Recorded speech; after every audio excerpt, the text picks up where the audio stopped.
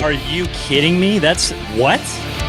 Yeah, every so often it happens that Ryan is right. 100% right. Not even a little bit right. Tucker Pullman, 2 points last game. No kidding. My man. Hey, neither does me running shirtless, but that turned out very well. Welcome to the PP1 Podcast. Oh, hey, it's the show again. Welcome. It's a little different. Oh, wait. Boop. There we go. That makes more sense. A little bit different. This is not Ted, in case people haven't figured this immediately into the show. J-Bo for short, but I'm going to call him Brendan, or maybe I'll call you J-Bo. I'm not quite sure. Whatever floats your boat, that's going to be on you. But just a bit outside, we've got Brendan. Welcome to the show, man. Thanks for pulling in clutch in the ninth inning here. No worries. Anytime. Let's talk. We've got a lot to talk about, obviously. We do have a lot to talk about. And first and foremost, I mean, I don't know if you saw this. I didn't see the game, but this seems to be taking over. I mean, if you're going to go like low profile to a hockey game, I'm pretty sure this is how you would do it. I don't know who that is, but he seems like he doesn't want to stand out in a crowd whatsoever. Like, come on. I mean, we get it, J-Beebs. We get it. But I mean, it wouldn't be my first choice in attire, but you know. No. I mean, do you plan on going to? Have you ever been to like a rave after a hockey game? I haven't ever been to a rave. I don't think I'd plan to be like, I better wear everything to the game so that I just don't have to bring a switch of clothes. It's a choice. I mean, sometimes you don't have time, right? You know, I mean, you got to think ahead, and he was clearly thinking ahead. So, you know, respect to him. I mean, like I said, wouldn't be my first choice of attire, and I'd probably, if I was raving after a game, I probably would get dressed after. But hey, you know, sometimes time matters, right? Hey, Thursday nights are busy for some people, so you know, midweek, you're still like not quite on Friday. You're thinking like, I want to get the party started a couple days earlier. Way to go, it is Beaver. the Christmas season. I need to see this. Like he looks like what Edge looked like in WWF in like the 2000s. Like that's my God. Like where do you find? I mean, he's got like a My Little Pony quilt jacket. Looks like the Leafs hat is obviously new, and then those glasses. I'm pretty sure I tried finding those glasses when I was like 18. So maybe he lost his fantasy football last year, and this is what he has to do. This is okay. Yeah, that makes sense. I'd be interested to find out like who's in Justin Bieber's fantasy football league. Like, is it normal dudes, or does he have like celebrity friends? You know what I mean? Just like, no, these are just my boys, like since high school. Or is he in a league with like, you know, Shawn Mendes and like Drake and like Tom Brady? You know, I mean, Tom Brady plays fantasy football. Do you think he still hangs out with his friends from high school? I think Justin Bieber's pretty down to earth, so I think it's entirely possible. Oh, geez, you and Biebs on a, you know?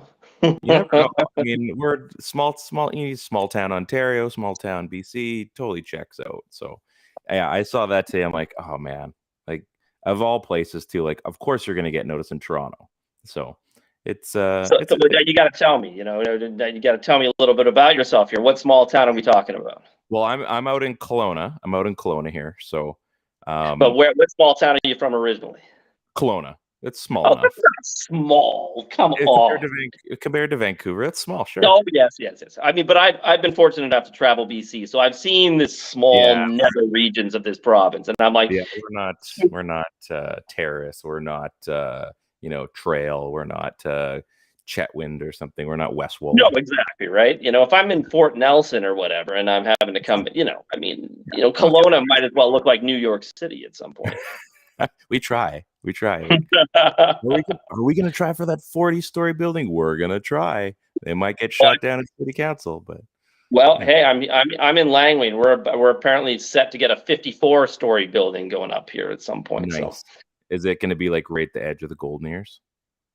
No, more towards downtown Langley, which is it's just going to be an Yes. Yeah. Downtown Langley. There you go. yes, Right, beautiful. right by the Chop Chinese food. Love that place. Right as there. The free menu item. Love it. I almost choked up my water. I mean, geez, you know your Langley landmarks apparently. I was a Langleyan for a handful of years. So yes, that was our go-to Chinese.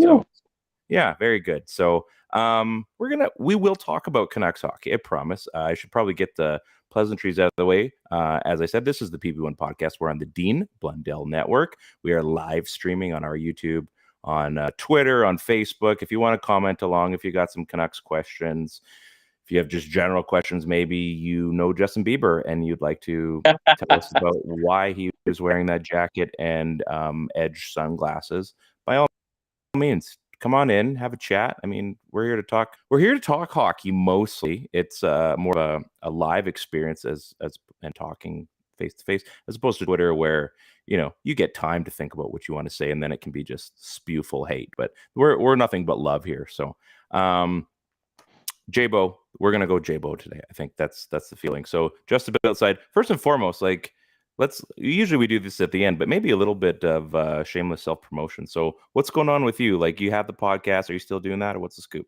I mean, not at the moment. I mean, I have one maybe co-host in the win, but I mean, I've been kind of jumping around. So I'm on Canucks Speakeasy as well. So I'm on a bunch of different podcasts and just kind of laying low on mine. I mean, me and my previous co-host just decided to part ways, and so I mean, I'm kind of just enjoying, which is kind of weird to say this, but I'm kind of just enjoying the Twitter experience at the moment. Which, I mean, it's not always easy to enjoy the Twitter experience, but I do. As a guy who loves chatting sports and chatting Canucks and, well, I mean, basically anything sports related, Twitter gives me a good, vehicle to do that with, people that I would never have been able to meet otherwise. And, I mean, you're always going to have a handful of people who try to take it down and make it less enjoyable, but yes, I enjoy Twitter. I enjoy being on there. I enjoy chatting. I enjoy agreeing. I enjoy disagreeing with people. And I mean, disagreements in sports is really what it's all about. If I agreed with everybody, it would be kind of just weird. It would be boring. It'd be just lifeless. So now this is a deep dive, and maybe I'm wrong here. So when you and your old podcast host parted ways, did you put him in one of those earthquake-proof beds that I saw on Twitter today that you kind of liked? And obviously, we have to talk about this. That is like the most frightening death trap ever constructed. Like, that thing frightens me. Not just the claustrophobia aspect, the fact that it just closes up on you and your entire life basically is about to shut down. Like, you'd be freaking out. You'd be in hysteria until that thing opens up. Like, you might as well just be in the earthquake. Yeah, I mean, it's literally a coffin. I mean, that's what it is. And so I don't even know how does anybody know that you're even in it? So exactly. You're buried under rubble. How are they supposed to know you're there? Can my voice travel out of that? Or is this just basically one big sarcophagus that maybe has a couple of bottles of water or something in a bag of chips? Like, no, thank you. I mean, I'll just take my chances that my house is sturdy enough. Like, I think my main thought was, okay, so let's say you buy one of these beds because you're a psycho and you're in an earthquake zone. There are psychos out there. There are psychos. That's true. Fun fact. And the house is shaking and you're about to be in an earthquake. And this thing engulfs you. You don't even have time to scream like in horror of what's actually happening around you. This thing eats you up. Your heart's going a million miles a minute. And then it closes on you. You can't scream. There's not enough. Like, you can't stand in this thing. It doesn't sink into the ground, and you've got 6 feet of space. You're laying in there. Like, it is. It's a glorified coffin that, I mean, you have time to think, which is, I think, even worse. Like, just end it at that point. If you're in an earthquake, like, I'm gonna take my chances with the door frame protecting me. Let's see what happens. Roll the dice. And what's to stop the thing from malfunctioning and just closing on me at some point when there's not an earthquake? I mean, it's not like Tesla automated cars are working perfectly just yet. Who's to say this, I don't even know what this coffin earthquake technology. I mean, Yeah. I mean, maybe I'll wait for the second and third generation earthquake Yeah. coffins to come out before I purchase. I As mean, a USB port. it's like, I mean, here on the West Coast, I mean, we've been expecting the big one to come since, the late 80s, when the big earthquake happened in San Francisco, all the news, and I'm showing my age a little bit here, but Mega I thrust. mean, yeah, but the whole thing was, the big one's coming to Vancouver, and be ready, and not to minimize the possibility that may happen, knock on wood here, but we've been expecting it for a long, long time, and we've had a couple of shakes, but nothing huge yet. Man, that's it's gonna be funny. It's gonna happen. Like, I know. Should have bought that bed. And you're on your car too, and you're thinking like, I wonder if I would have been in bed today, if I would have been safe. And now I'm caught on a fault line. And this is not a good Tuesday. We'll be on a bridge somewhere, right? Yeah, this is not a good Tuesday. Okay, so let's talk. I mean, we can have some fun, and we can have some fun with the Canucks too. So let's talk some Canucks. No lead is safe right now. Either way, no lead is safe. No hole is too deep for the Vancouver Canucks. They've won 3 straight overtime games. The San Jose game was something to behold. We were talking about before we went on air here. Same time as the Monday Night Football game, which was equally awful. Somehow they win 7-6 against the Habs. Again, that game, that wasn't fun. That wasn't fun at all. Sorry, the San Jose game was on Wednesday. The Habs game was on Monday. Take that back. And then the Arizona game, again, another overtime. Like, what is going on? I mean, obviously, we know what's going on with the Canucks, but what is going on? Like, what should we be expecting every game until Christmas, basically, now? I mean, well, they're going to go up again. Like, I mean, again, they just won 3 games against. I mean, Montreal is obviously. I mean, I'll say this. Montreal and Arizona are playing better than teams expected, or than people expected them to. San Jose is kind of playing the way people expected them to, and yet the Canucks, it doesn't really matter who they play. It just seems that they find ways to make mistakes, and a lot of the mistakes they make are like, it's not as if the other team is doing a lot. There are a lot of self-inflicted wounds, whether it's defensively, whether it's turnovers, whether it's a bad goal being let in. They just find ways. But on the other hand, you can appreciate the resiliency anyway.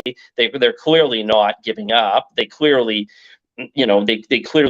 in some way they believe offensively.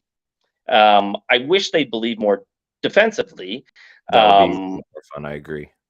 And it's something I say constantly. I mean, we're so conditioned to harp on our defense when things go wrong, and not that the Canucks defense doesn't need fixing, and there aren't issues there, because there definitely are. But the forwards are just as culpable as the defense, and as a 5-man unit. When things start breaking down and things turn a little chaotic, I mean, it doesn't look good, to say the least. And it hasn't, to be honest, it hasn't looked good in 4 or 5 years. I mean, this isn't just this year. I mean, this has been going for quite a while. You know what's funny though? Like, again, this is more of a recency kind of noticeable thing. Like, you look at it right now, and they've been blowing these games like right at the beginning. Like, it's 1-0, it's 2-0, 3, obviously 4-0 the other night, and we're actually kicking into, for me anyway, like, this game's over mode. You know what I mean? Whereas before, well, remember when they had that big comeback streak? I think it was like 2 years ago or 3 years ago, and the cardiac kids, everybody was calling them. Yeah. And like, this is so different. Like, I'm watching, and I said to my wife, I'm like, yeah, this game is over. I mean, I'm going to watch, but I'm going to get some stuff done in the background. I'm going to go take a shower, get some stuff ready, get the kids' lunches ready. And then, like, you leave the room, and you're thinking, oh, it's 4-2. Well, I mean, that's respectable. At least, like, they put in an effort. And then you come back and like, oh, it's tied. Oh, they're ahead now. And then it's this, for the end, like, the last 10 minutes, it's like this tennis match. Or like ping pong, and you're just watching leads go back and forth, and I just laugh now. Like, the last couple of games, I just laugh, and I just laugh at the TV because it's so ridiculous. These games should be over, and yet somehow this team is built just well enough, like not built, sorry. They've surfaced and shown what they are just enough that they are capable of winning team. Like it is an NHL roster. I think this is better than some of the other rosters they've had, and that's really not saying much, but they are better. And yet, like, I have no idea what's going on. Demko's out, and they're scoring a ton of goals. Defense is terrible, and then they still come back. It's like they get, like, I don't know, the Michael Jordan, like the secret ingredient or whatever, and all of a sudden they go on a run, and it makes no sense. Like, I can't figure this out. When it comes to Boudreau, I mean, at some point, Boudreau is going to be let go, and Sure. I'm not going to, and no one's going to blame Boudreau. I mean, when it comes to Boudreau, I've said that he's the right coach at the wrong time, and I'll explain what I mean by that. When you look back at, where we'll take Washington out of the equation. He came from the AHL, their AHL affiliate, and took over there. But once he left Washington, his two stops before he came to Vancouver, he started in Anaheim, and he took over from Randy Carlyle, and that made complete sense. Randy Carlyle, very strict, very structured, very defensive-minded coach. Always has been. Won a cup that way in his go-around in Anaheim. And it made sense. You can go then to a more up-tempo offensive style, but knowing in the background that group still knew how to play structured defensively. So they had the principles defensively to fall back on.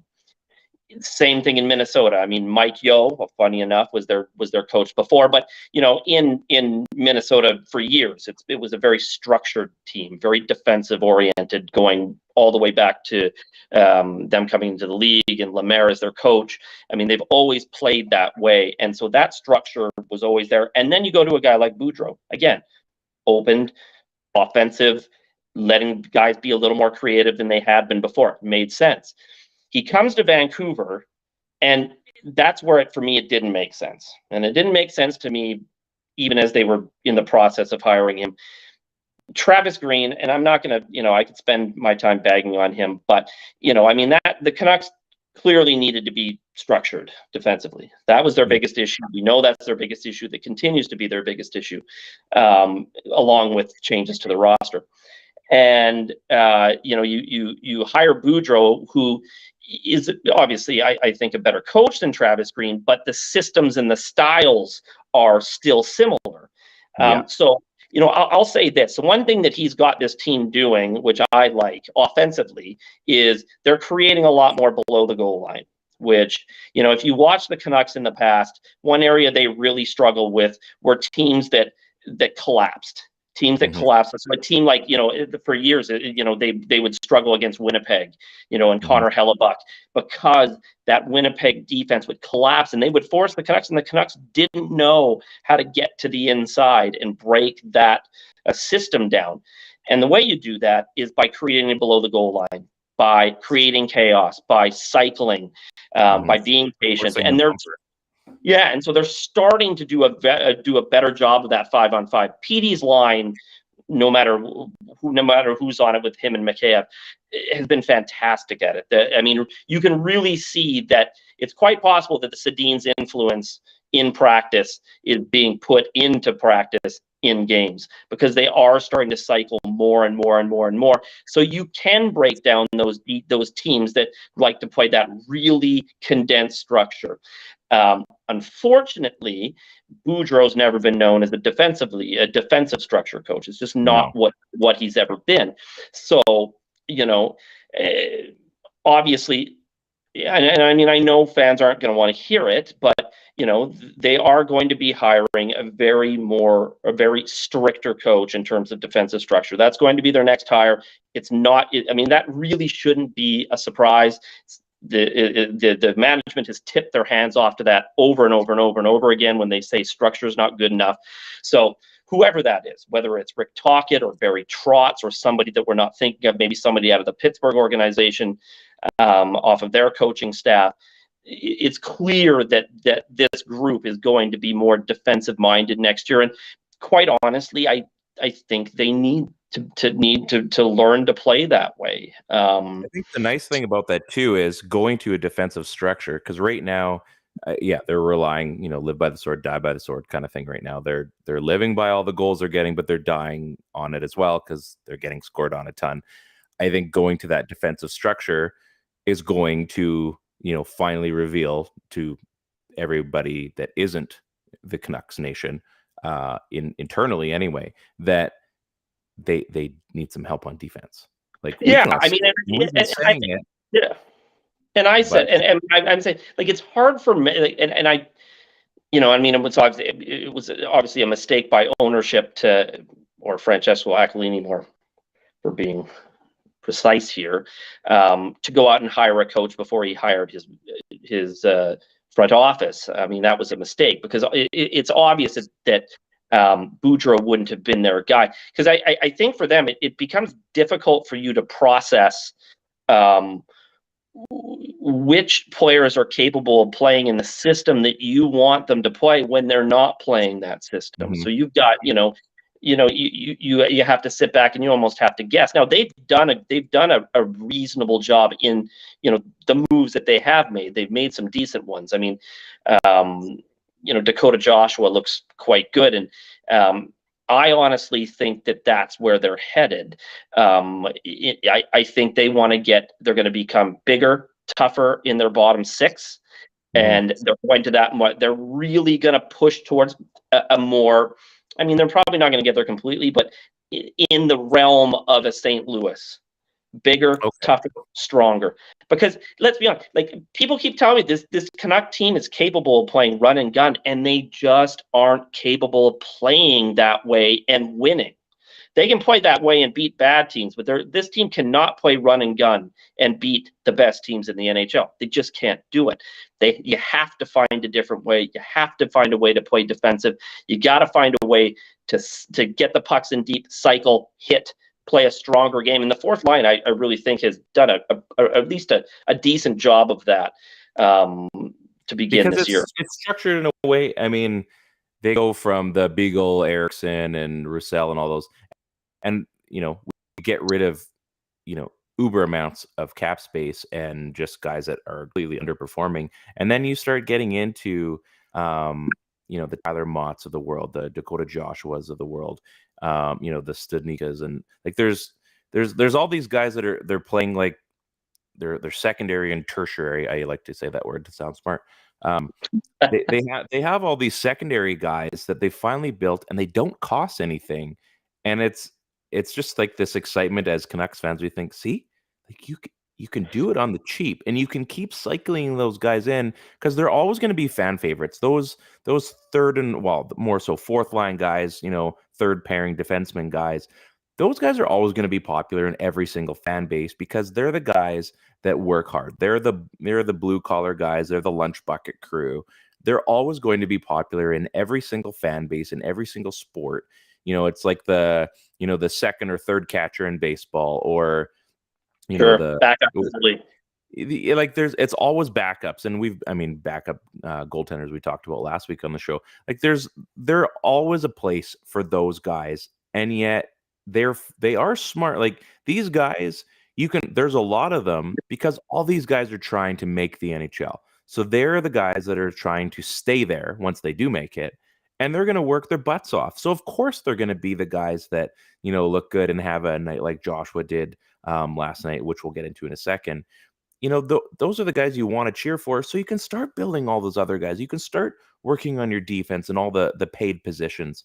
It just, I wish they would really embrace that and think, okay, which they kind of have in the last 2 years, but I wish that they would embrace that a little bit more, because it is a direction that, like you said, for St. Louis, that's a team. The one that won.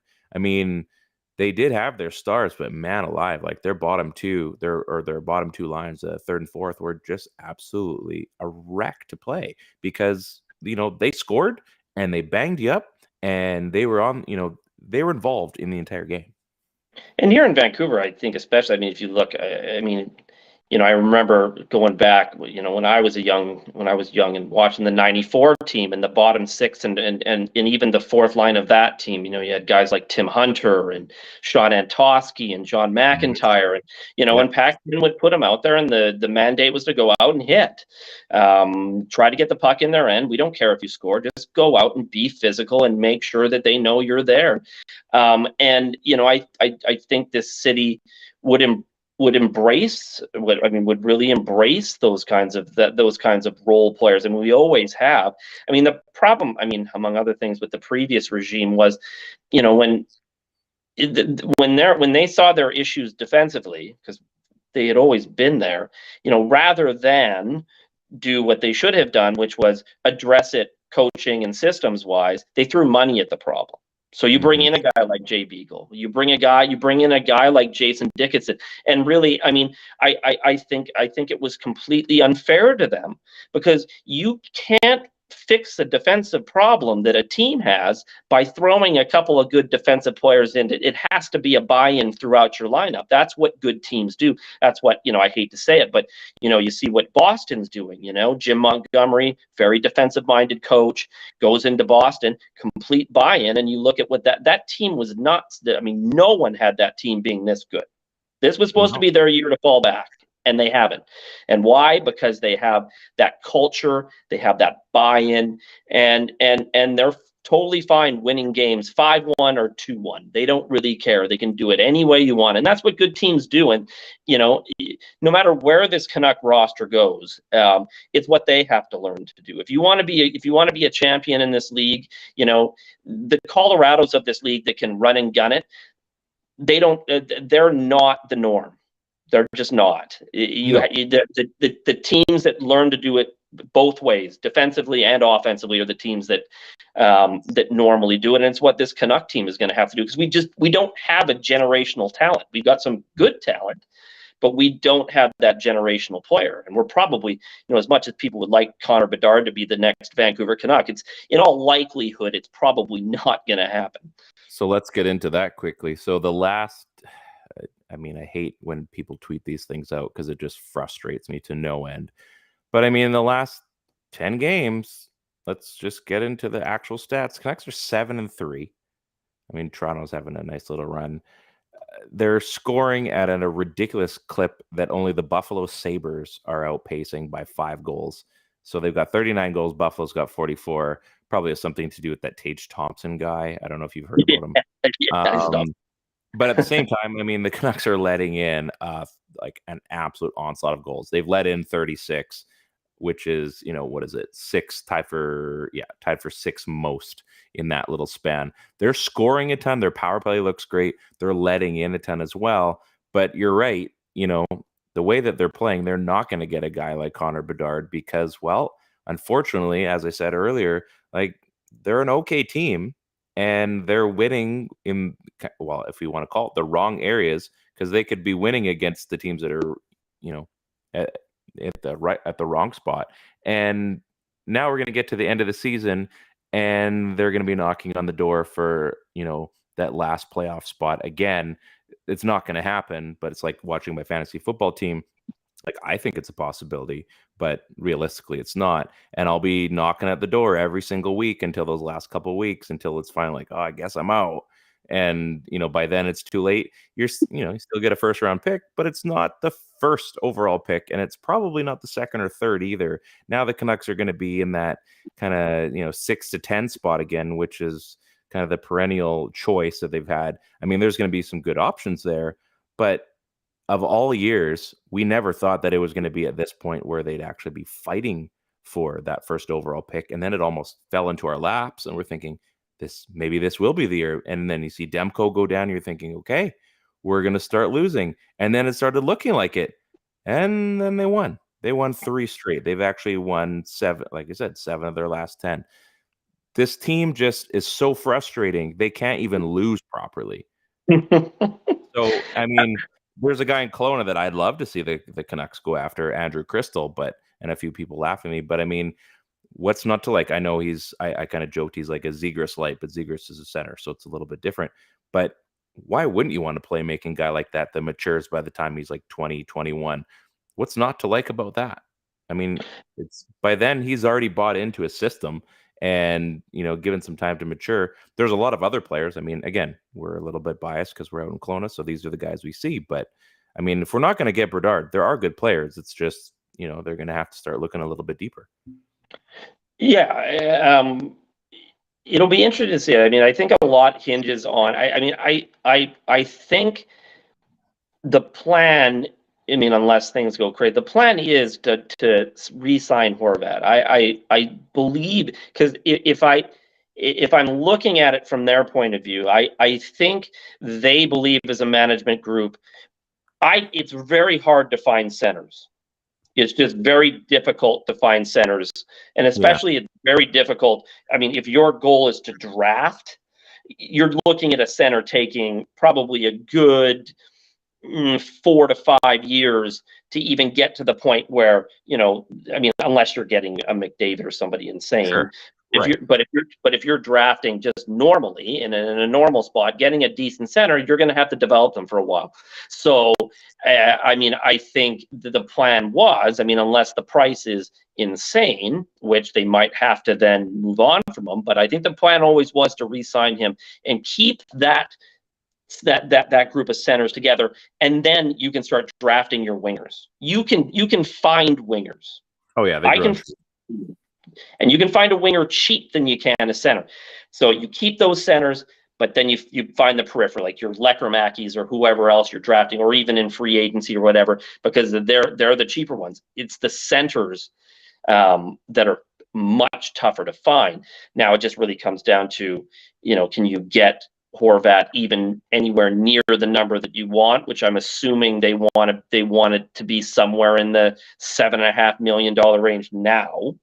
I don't know if that's possible now with the way he's playing, but there's time for, the season to go along, and who knows what can happen to Horvat's season. I mean, it might turn south. I mean, I'd say unlikely. Usually guys, the pace he's on, I mean, even though maybe it's a little bit unsustainable, the guy's not going to tail off, and he's not known to tail off. Like he's a play driver.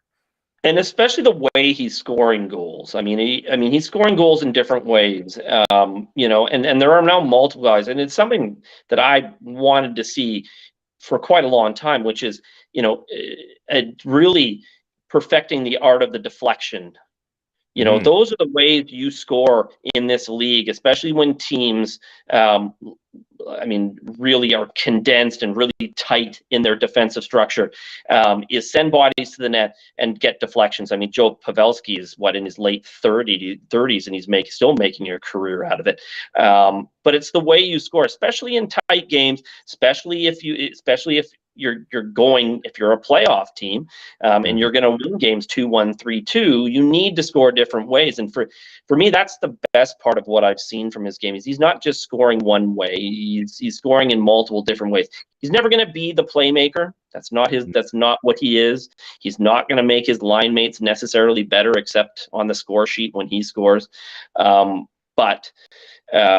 Yeah, I mean, in terms of scoring, I mean, he's kind of doing what the Sedins did, and he's blossoming his offensive game a little later in his 20s.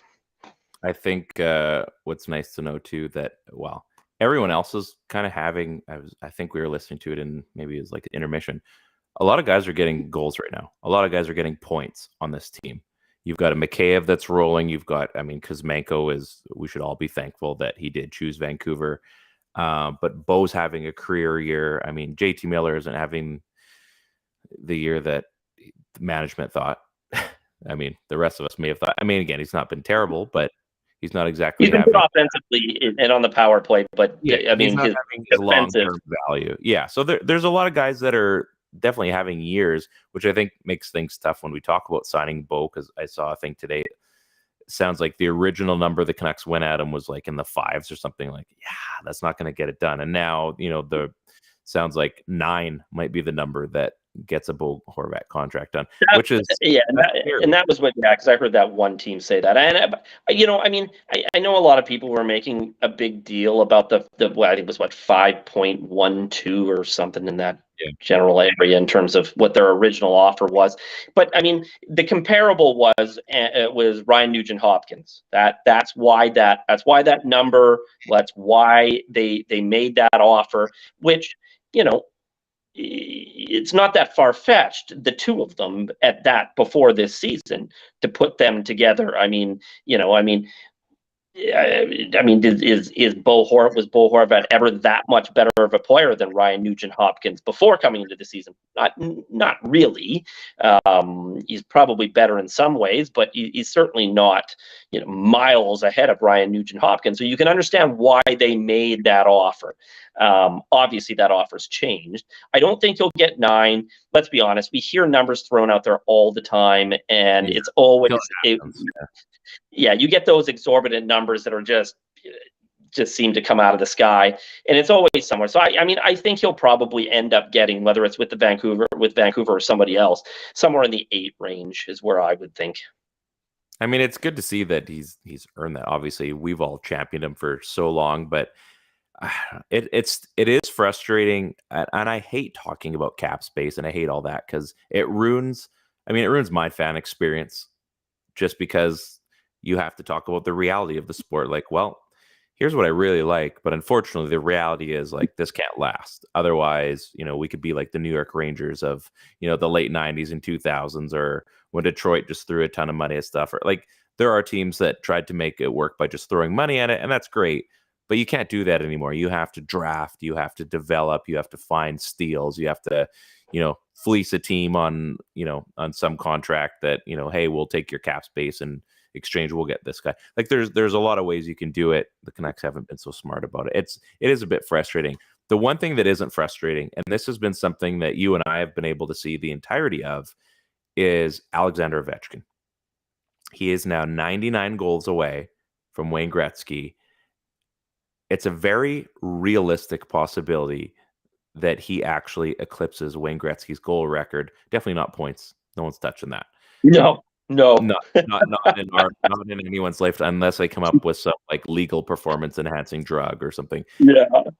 It's been, seeing this guy start, seeing him in the World Juniors and what he was doing over in Russia before he came over, and then just to see him absolutely dominate the NHL as a goal scorer, he's an absolute bull in a china shop usually most games. And to see him, he hasn't evolved necessarily. He still has the same kind of style. He scores so many goals from that same face-off circle spot, like the Ovi spot, and yet they're still all going in. And he's not doing it in a way where, like, wow, he's really making it work. He's doing it as if he's basically in still the prime of his career. He's scoring goals that are as exciting, that are as effective as 10, 15 years ago. And he's making a legitimate push at the Gretzky goal record. And I think a couple years ago we thought, well, he's going to have to sustain basically 35 goals a season for the next 5 or 6 years to make this happen. He could do this. He could do this in the next 2 seasons, and we actually wouldn't necessarily be surprised. I love watching Ovi, as I'm sure, and I'm just guessing or assuming, but I'm kind of thinking you probably are a bit of a Bure fan, if you're out there as well. To watch basically the powerhouse version of Pavel Bure, with obviously more weapons to his arsenal. Ovechkin has just been this guy that has made the sport so much funner, and he's done it. Obviously the little goal against Arizona is pretty cool. He's done so many things, and now we're getting into that territory where he is closing in on a record. He's going to beat Gordie Howe probably in the next week. Mm-hmm. That's insane. Gordie Howe. I remember where I was when Gretzky tied him, and then when he passed him. I was supposed to go to the game where he actually set the record, and he scored the game before. I was pissed. So to see Ovi do this now, we're getting to see this on Twitter. We're seeing, we're going to all know this moment when it happens. Yeah, I remember watching Gretzky score, what it was, a number 902? 802, sorry. I remember Jim Robson's call. I remember watching that game in my parents' basement. Canucks ended up winning that game, funny enough, Yeah, but still, and that was the year the Canucks would end up going to the Stanley Cup final. Not to make this about the Canucks, but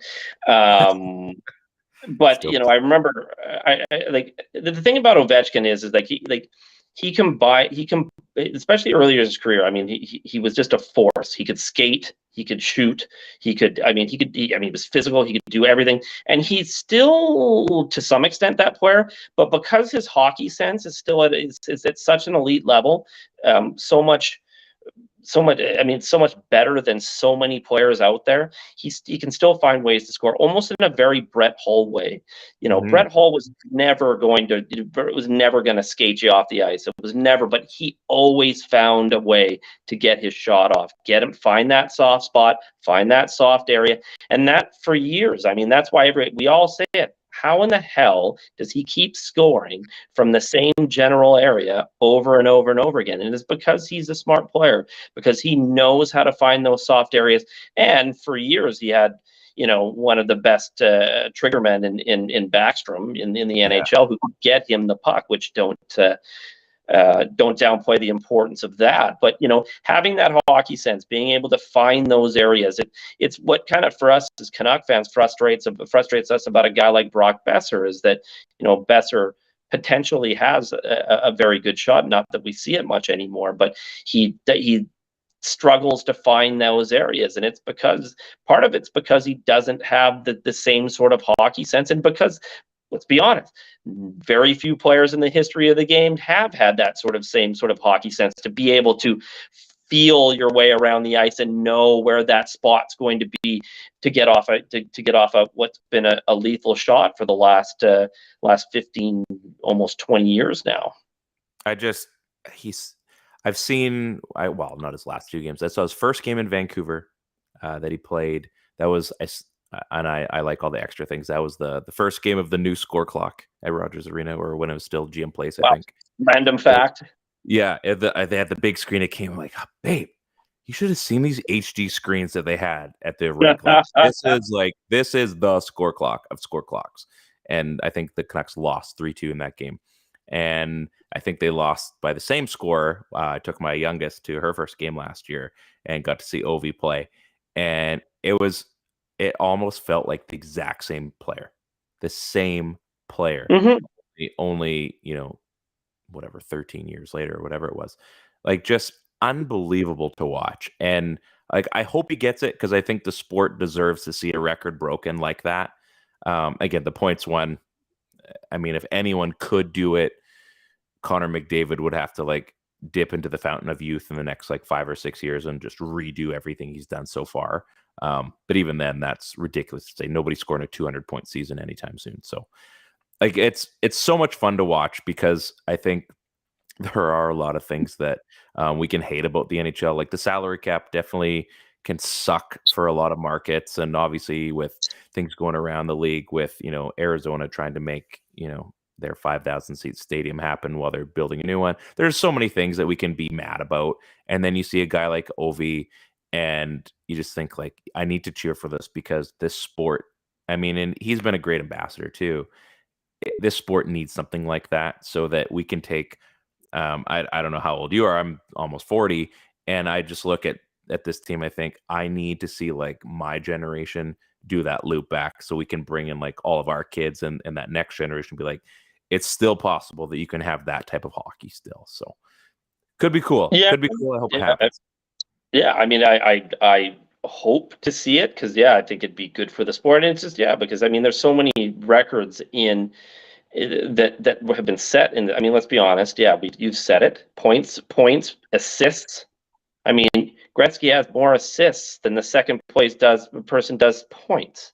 That's insane. And it's why I kind of laugh at people who say that he's not the greatest hockey player of all time. Because regardless of what you think about the hockey of that time, everyone else was playing under the same parameters that he was, and no one else came anywhere close to what he was doing. So, to not consider him the GOAT of this sport is to me kind of, it's kind of fun. Not that there weren't other guys, Lemieux especially, and McDavid now that, don't have a ton of skill, that aren't absolutely amazing players, but, only one guy has those records. So, it'd be fantastic to see somebody set a record like that.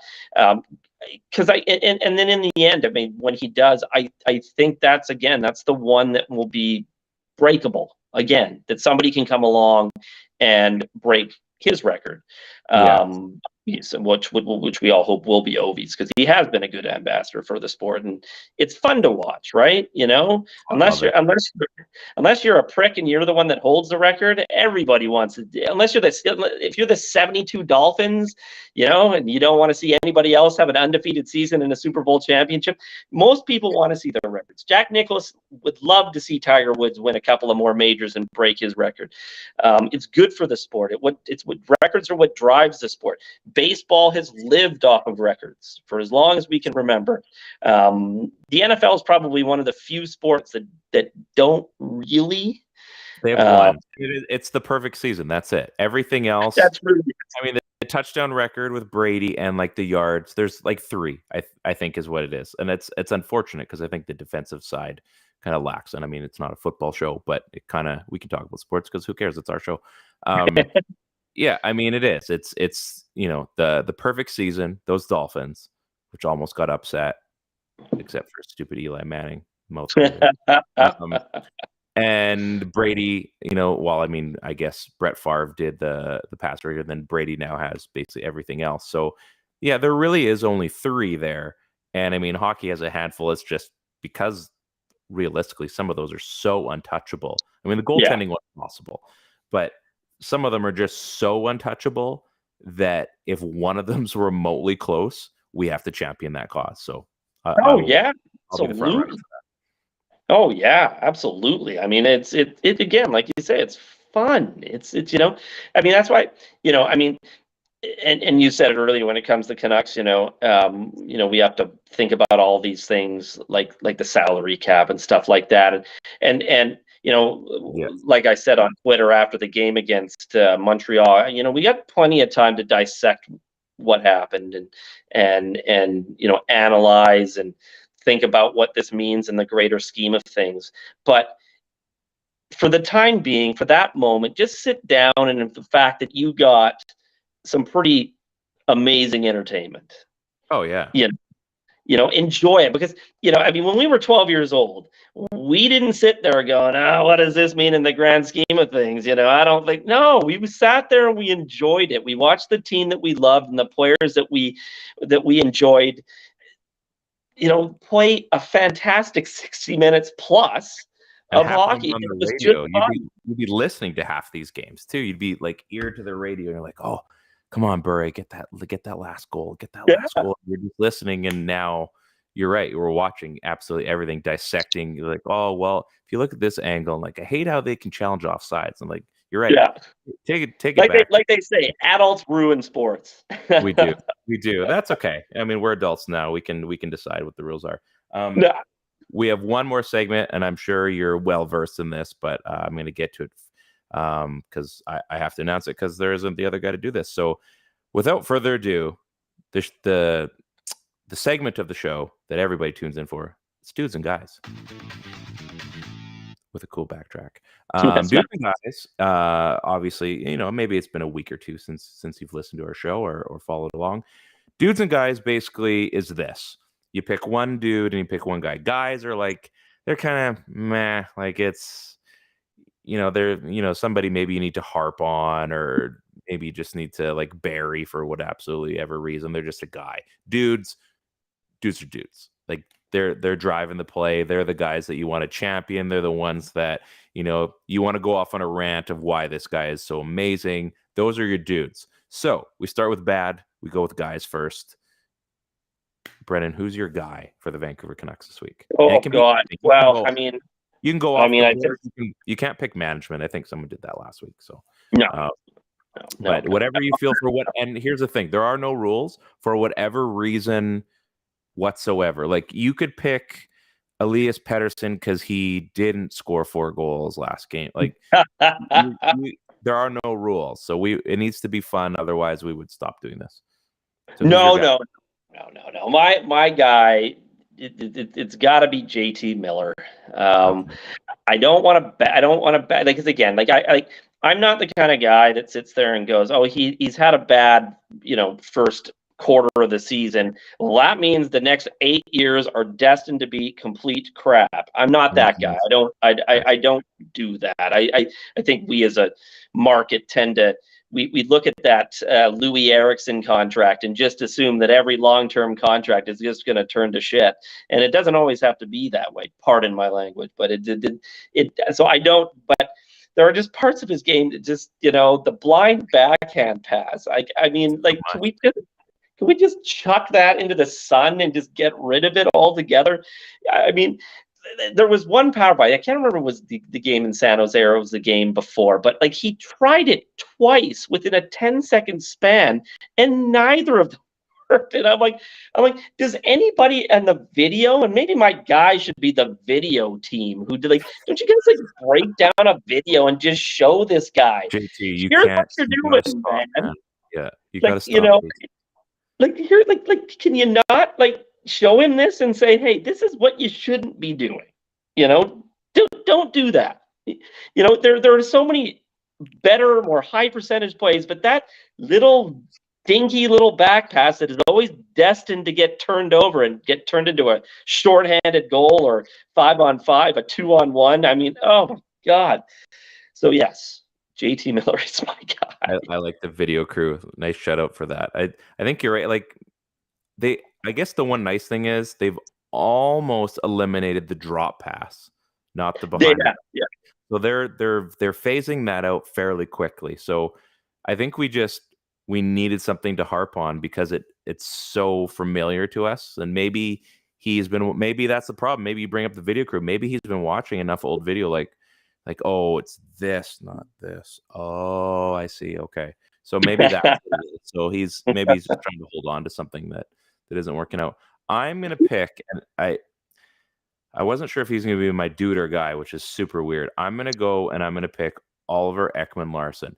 Now, I'm not going to pick him for the reasons that everybody would assume I'm going to pick him. He's only had points against the San Jose Sharks in the last, where are we here? 10, 12 days, however many that is. He has 3 assists, and I mean, last night was pretty good for him. He has 3 points against San Jose. Everything else in between has been an absolute no-show, which has kind of been OEL has been a no-show. So that contract continues to be ever so amazing. And it is frustrating to watch. We're not even harping on Tyler Myers anymore. Like, we've now found a new scapegoat, and it's just frustrating because OEL was a good player. OEL is a good player, but he's not playing. And maybe it's a scheme thing. Maybe it is a structure thing where he actually could be playing a lot better. He had a great season last year, which I think surprised everybody. But maybe it is a structure thing where they actually just need to have the right pairings. Not everybody gets to play with Quinn Hughes all the time. So you got to figure out a way to be a quality NHL defenseman for the other, 50 minutes of the game. So I'm going to go with OEL this week as my guy, because other than he was still a -2. He's been 2, 4, 6, 7, 8. He's a -8, including last game up until the last time they played San Jose. So yeah, he might have the 3 points in those 2 games, but he's a -8. So he's on the ice for a lot of negatives. That's not good. So we're not, you bring up Tiger Woods and Jack Nicklaus, he's not going for the record here. He's no. There was the goal last night. I think it was the 4-4 goal, where it was just there are times where he's so lackadaisical. And to be fair to him, you see that in a lot of Swedish defensemen, where it's just it looks effortless until it's not, and there are other guys who can get away with it, and he's just at the point where he can't get away with it, and he was lazy on the puck. Gadjevich, of course, ex-Canuck prospect, lifts his stick, steals the puck, and goes and within 2 seconds the puck's in the back of the net, and I tweeted last night, like I'm beginning to understand why Rick Tocchet and him didn't get along, because I guarantee you Rick Tocchet wouldn't have put up with that. And not that Bruce Boudreau is going to put up with that either, but that lackadaisical play that burns him, it gets on my nerves. Yeah, well, I think it gets on everybody's nerves. And you're playing a game like that too against another Swedish defenseman that is the polar opposite of that in Erik Karlsson. So, come on. Just absorb what's going on in that game. That was probably a bad game to absorb what was going on, but you get my point. Who is your dude for this week? I'm going to go with Andrei Kuzmenko. Oh, that's a good choice. I tweeted out last night when he scored yet another tap in. I saw that. Yeah. And some people gave me some flack for it, and quite honestly, it wasn't meant to be a negative. If it was as simple as he seems to make it, more players would be able to do it. And that ability, and a lot along the same lines of that I was talking about Ovechkin and his ability and his hockey sense to find those open areas. The same thing goes for what Kuzmenko is doing in front of the net. That ability to find those soft areas, find that time when it's right to not screen the goalie and peel off and look for that tap in, to have a strong stick, to be able to use, one thing I noticed with him is that he has a very low center of gravity, so it's very hard for guys to knock him down, very, very much like a Pavel Datsyuk that way. So when he gets position in front of the net, he's very difficult to move, which really serves him well, because when he gets position, he gets his stick in the right place. You've got some guys. Yes, my JT Miller was my guy, but JT Miller is good on the power play when he wants to be, and the Canucks power play is good. And he's been very good at finding, Kuzmenko's stick on a bunch of different occasions. And then PD on the other side, it was a really good play by Pettersson last night. He understood that PK was really keying in on him, and that allowed Kuzmenko to find that soft area for a nice tip in and a nice goal, and obviously a crucial goal, because it got the game to overtime where Kuzmenko and PD teamed up to get the winner. It's cute. Is good. Is a feel good moment. I enjoyed that, despite not enjoying the game. I was kind of thinking about your tweet from yesterday too. Where does Anson Carter rank in that? Because he had, if we all remember, he had a bunch of tap-ins with the Sedins, right? Yes, he did. So, and somebody said that as well. And it's it's hard to get. I'll say this about Kuzmenko. Kuzmenko's a better playmaker than Anson Carter was. Anson Carter was just a pure shooter, a pure scorer on that line anyways. And Kuzmenko has that ability to he's got pretty good vision. He's got decent hockey. He's got very good hockey sense as well. So he's got at least a little more of a playmaker. But yeah, Anson Carter probably shouldn't have gone to Columbus. It's that one's always such a weird one. But again, we could wax poetic about how bad that move was, and at the same time, he came out publicly too about that a little while ago, and just kind of saying hey man, I love Vancouver and this and this and this, and I don't know. I think we all remember things kind of differently, but hey, at the same time, dude's on NBC or whatever, and he's doing okay. We're on a podcast trying to sound smarter than he is, so I'm sure he's doing all right. Yes. I'm gonna go. I don't think I've picked this dude in a while, but he's 10th in the league in scoring, and he's a handful of points away from being, I think, 6th or 7th. Elias Pettersson is having himself a year, and he doesn't look like rookie PD. He looks like mature PD, and his vision, I think, is something we appreciate Quinn Hughes for what he does, for his vision and his edge work and everything else.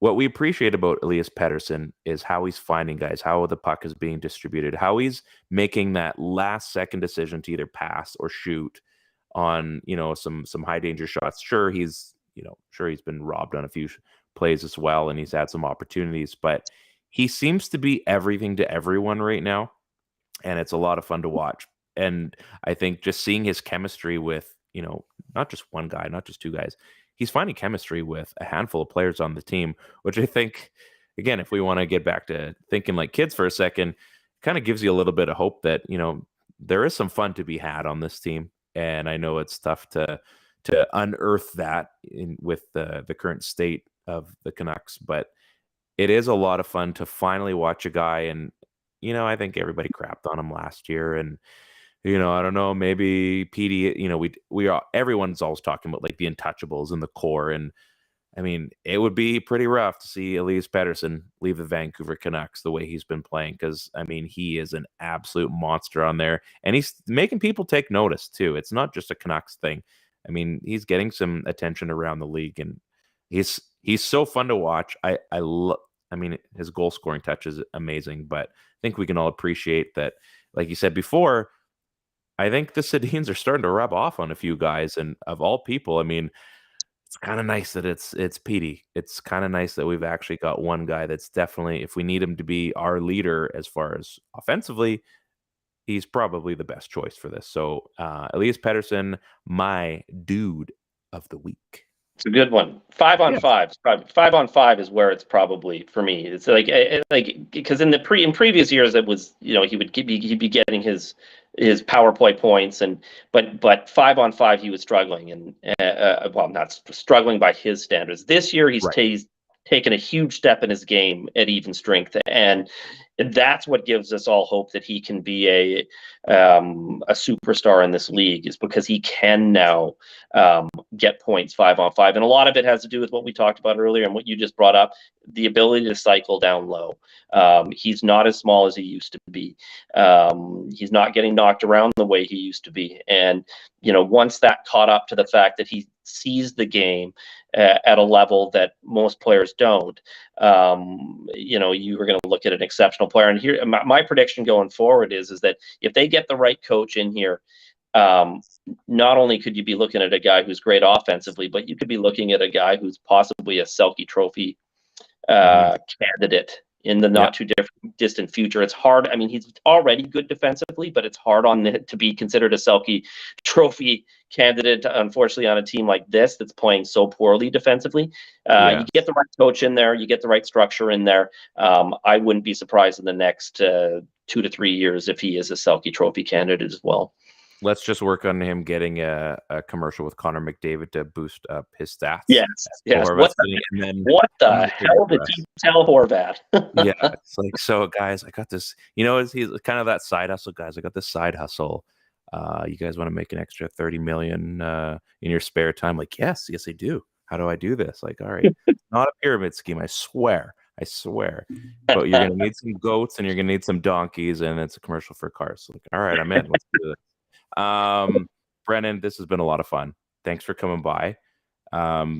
Take the final 30 seconds or so to yourself and promote whatever you like, whatever you got going on. If you're about to climb Mount Everest in January or something, whatever you got, man, the floor is yours. I just enjoy. I mean, I'm not going to promote it. I just enjoy. I mean, I've been lucky. I mean, I'm not a shameless, but I mean, I did spend 10 years working for Hockey Night in Canada behind the scenes, and so I mean, being able to do this, do my podcast that I was doing previously, to come on podcasts like this. I'm on another podcast called Canucks Speakeasy. From time to time. Yep, we know them. It's just nice. It's just nice to be able to talk sports, and it's even though I've left that broadcast industry, sports are never far away from my heart, because if you follow me, you'll know that, because I'm posting about sports 24/7 basically. So I just enjoy this. I enjoy coming on shows like this, talking to good guys like yourself, and I mean, we may not always agree on the Canucks and stuff like that, but that's the point. That's what makes shows what they are, because you do disagree, and it's, as long as it's done respectfully, it's a ton of fun. We've been on a big disagreement kick lately, so it's nice to just get some full on agreement for a little while. It's sometimes it's just good for the soul. So chicken Canucks for the soul, I think, or something like that. Yeah. This has been a lot of fun.